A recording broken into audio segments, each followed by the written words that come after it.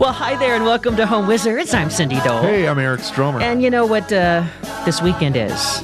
This is it. It's not Halloween, is it? It's not.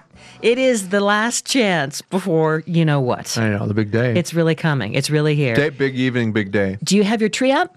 I got my tree last weekend. Yeah? No, I'm sorry, 3 days ago. I got Okay, the tree. good. And so it's a fresh cut tree. Fresh cut. Do you have margarita mix in the base of your tree? I do not. I do have water. Okay. So let me just give you this quick tip because we're about to talk about some great DIY food gifts. But don't forget giving food to your Christmas tree. And we had discovered this last year, and I forgot to mention it last weekend, so I wanted to quickly share it. There's something about the citrus that makes a tree pucker up and want to suck up more of the water. Sure. Then it also needs a little bit So of... that's why I also drink an extra margarita or two when I get the See? mix in me. So anyway, you were right, and then they give you salty chips, and then you order more. Then you just keep drinking I away. know. And pretty So- soon you're on top of a squad car screaming at people. Doing, the Macarena. But apparently there's no booze in this. So it's just the margarita mix that has the citrus, and then Okay. that syrupy part of the mix that always is kind of like super sweet. Well, the tree loves that. Oh, So okay, just that's put good to know. a cup of margarita mix, sans alcohol, in your little tub that's holding the water, like every other day. That's all. Can I give you another tip that What's I that? went through this time? What's that? Measured my ceiling, Oh, great. Good for you. measured the tree, And it worked out beautifully. had them trim off the exact right amount. And it's perfect. Goes right in, doesn't scrape the ceiling as I'm See? erecting it. And there's a room for a little angel or something. 3/8 of an inch See? room. Love it. Perfect. All right, so let's segue into, because it's panic time. You Yeah, have it some last minute. By the way, to not do. only is it panic time, but people are driving like it's the end of the world. I know it's like crazy. they're trying to get out of a city or So something. let's say you don't want to go to the mall. You don't want to go No, to those I don't places. wanna go. So you're going to hunker down at home because we're all about DIY, and there's some really crafty, clever things that you can give as a gift. It's food, and it's DIY in a jar. And then you don't have to go get in the crazy place, You might have to go to the grocery store. which is not as bad. Not as bad No. as all those other places. So number one, I've done this before. It's called puppy chow. It's not really it's not for puppies. It's for people. I like how you went puppy chow. Puppy chow. Puppy chow.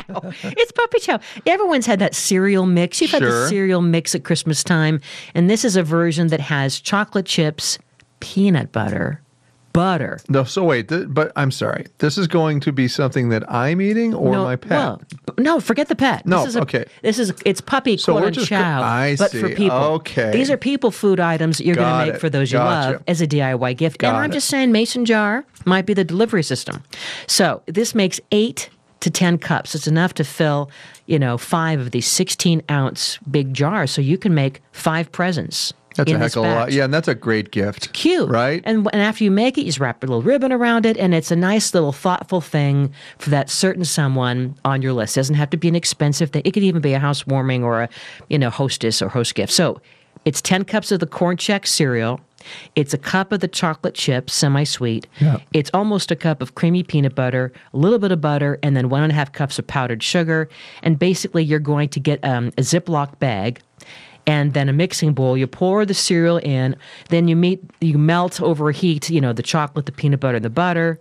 You then, put it all together, and before you know it, you're going to pour the melted chocolate over the dry cereal, and then you toss in, the powdered sugar, and you seal the bags, and you just kind of shake it up. Oh, it's like shake and bite. Shake and bake. And then once you open it up, then you transfer to gift jars, and it'll last for a week in the airtight container at room temperature.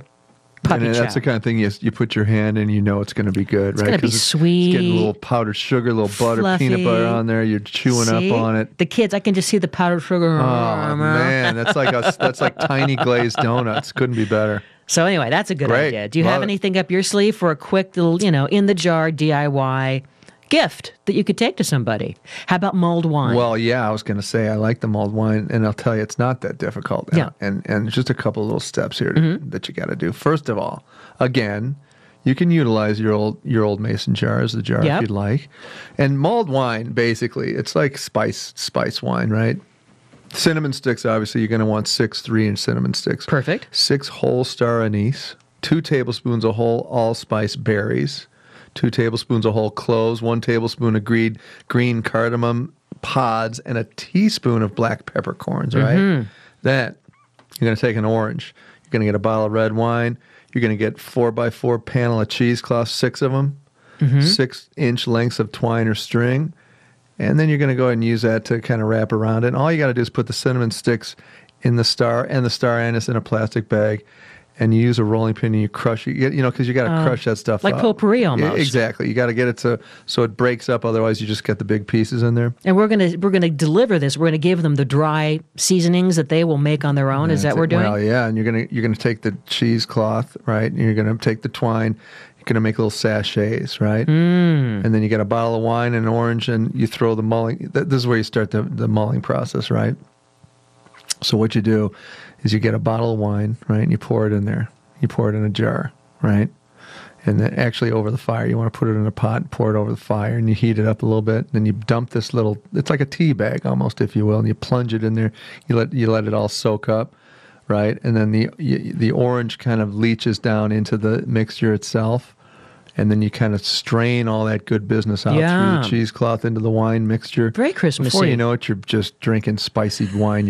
You're drunk and happy. Well, the idea is that you're going to give them the instructions on how to make it, right? So you're going to make the spices, right? Is that what I'm hearing you say? That's right. Yeah. And then maybe like as a gift tag, then this is what you do. We'll put this on the website, but like, hey, here's your bottle of wine. Right. Here are your spices, and here's an orange, and now here's what you're going to do. Now go to town. Make your own dang spice. Make it wine. yourself, but because the mulling spices will make more than a bottle of wine's worth of batch. Well, you know what I mean? They will, but if you want it good and strong, you just use that one. Just for that one, sachet, and then we put the whole bottle of wine like in a nice big pasta pot. Yeah, just boil it up and throw the stuff in there. You don't want it to boil. You just want it to kind of simmer. Yeah. All right. Well, we have a few more of these because it's all about doing some last minute, very creative, clever, and with heart gifts in a jar. Like how would you like to give somebody some granola that has some extra little something something? Eric Stromer, Cindy Dole, that and more coming up next. You're listening to Home Wizards, and we're getting you ready for, well, you know what.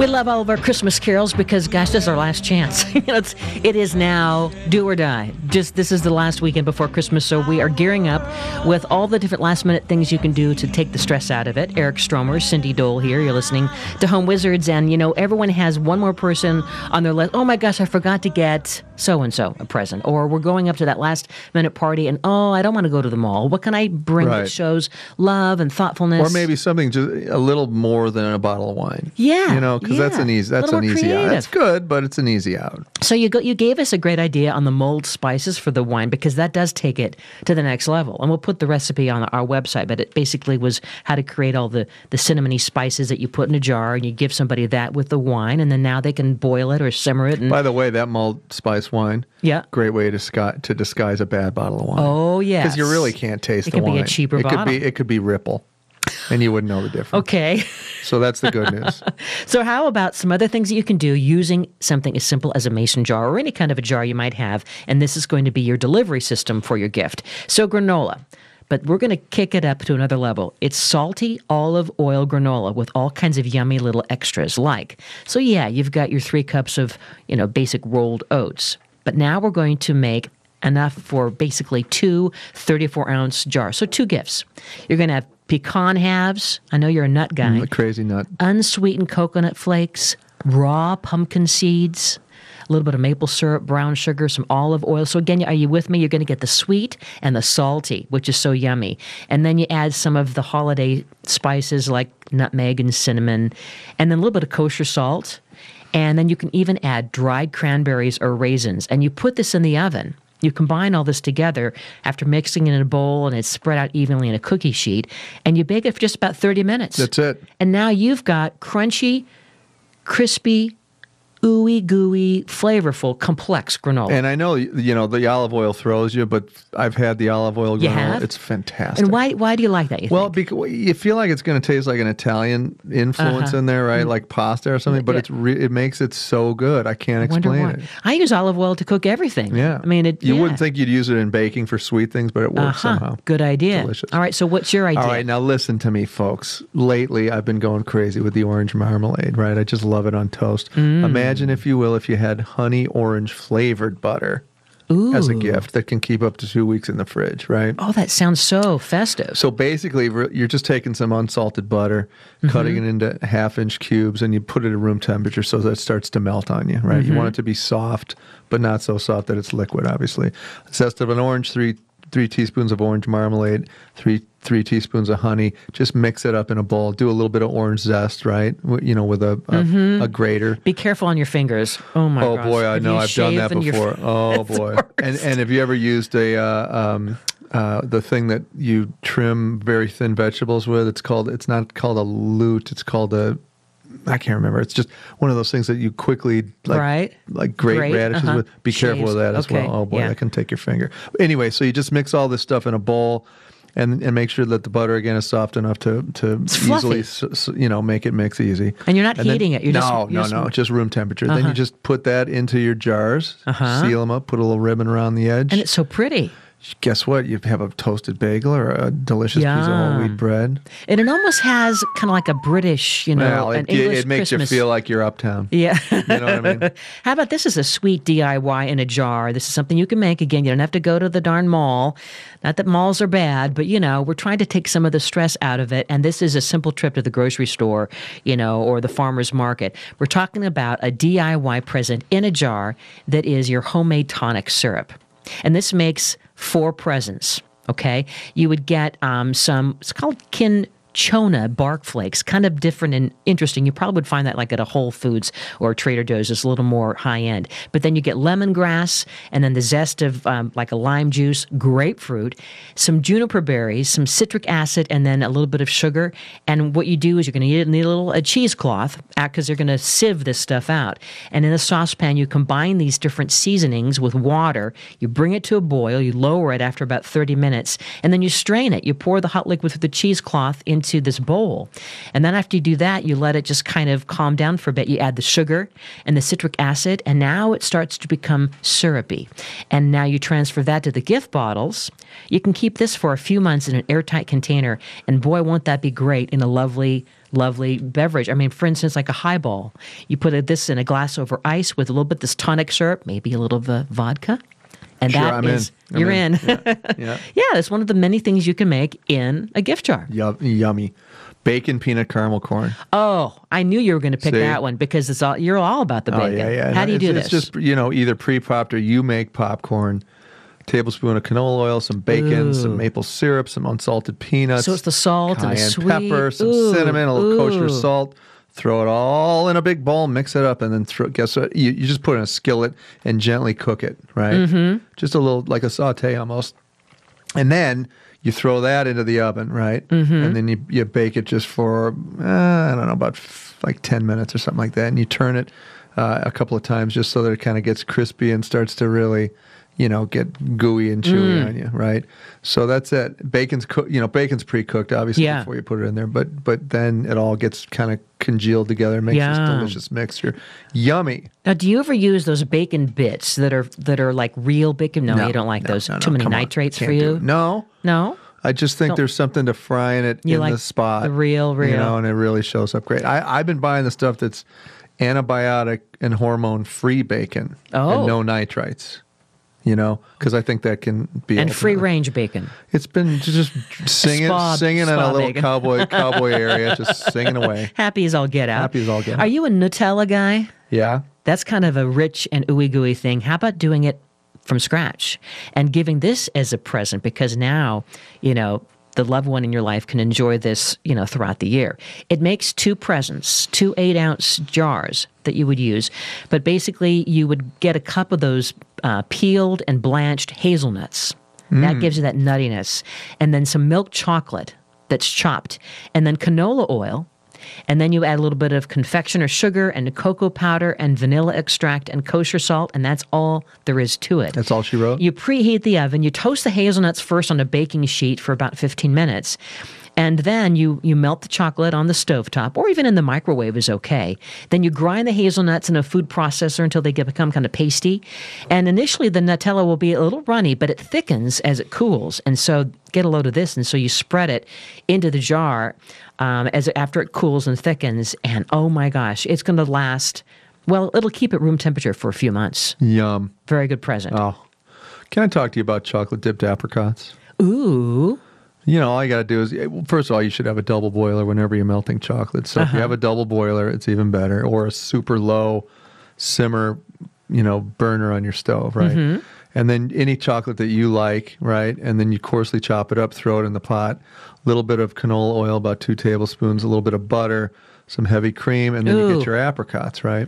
And you're going to melt the chocolate and then put that in some sort of a bowl, and then just go ahead and dip your apricot in that after it's melted, right? You may want to do it a couple times so it gets a little hardened, and then maybe do a second version of it so it gets a little thicker. And can we use are we using pre-dried apricots, or are we using the whole apricot? No, you're going to use pre-dried ones. Oh, okay, because that seems way easier. Yeah, it's way easier. No, okay. you're not going to deal with drying apricots at all. Okay. And then dip them a couple of times, put them on wax paper to set. You can store them in the fridge until you're ready to take them to your friend's house for the delivery system, which will be a jar. Mason jar, I hope. People will open the jar, and guess what will happen? Be amazing. They'll have incredible chocolate dipped apricots, and they won't stop eating, and they'll probably spoil dinner. I mean, I just love these are gifts that make people happy. They are, and it prolongs the receiving of the gift, because you can use it multiple times in the next couple months. That's right. Like, how about some fried chicken? Now, what are you talking about? Chicken in a jar? This is, the chicken, you're not going to give them the chicken, but you're giving them the fried part, the recipe that's going to give it the ooey gooey crispiness. So the shake and bake portion. The shake and bake. And this makes 2 gifts. Or you can make just one. You can give, like, one person gets 2 jars, but basically you're going to get 2 quart jars, all right? You're going to then develop the brine. It's going to be kosher salt, little sugar. In fact, one of the secrets of Chick-fil-A is powdered sugar. Oh, really? So you might even consider putting powdered sugar in there, or you can use, regular sugar. 12 bay leaves, a head of garlic, a couple tablespoons of black peppercorns, some thyme sprigs, and then for the coating, you put in there some flour, some garlic powder, onion, paprika and cayenne, any kind of seasoning you like. And you combine all the ingredients first for the brine jar in one jar. And for a nice layered look, you can kind of go with the contrasting the salt and the sugar first, and then combine the rest. Isn't that kind of cool? Fried chicken. There's nothing better. Fried chicken in a jar. When fried chicken's good, there's nothing better. I know, and you can even use this for whole chicken, like if you like to roast a whole chicken. Anyway, we have more great ideas for you to get you ready, because it is the countdown to Christmas. Eric Stromer, Cindy Dole, you're listening to Home Wizards. Año y felicidad.